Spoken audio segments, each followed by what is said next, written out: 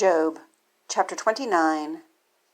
Moreover, Job continued his parable and said, Oh, that I were as in months past, as in the days when God preserved me, when his candle shined upon my head, and when by his light I walked through darkness, as I was in the days of my youth, when the secret of God was upon my tabernacle, when the Almighty was yet with me, when my children were about me, when I washed my steps with butter, and the rock poured me out rivers of oil, when I went out to the gate through the city, when I prepared my seat in the street. The young men saw me and hid themselves, and the aged arose and stood up. The princes refrained from talking, and laid their hand on their mouth. The nobles held their peace, and their tongues cleaved to the roof of their mouth. When the ear heard me, then it blessed me, and when the eye saw me, it gave witness to me. Because I delivered the poor that cried, and the fatherless, and him that had none to help him.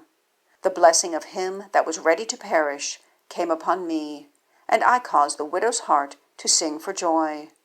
I put on righteousness, and it clothed me. My judgment was as a robe and a diadem.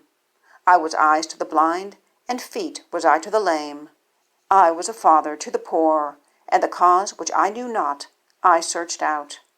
And I brake the jaws of the wicked, and plucked the spoil out of his teeth. Then I said, I shall die in my nest, and I shall multiply my days as the sand.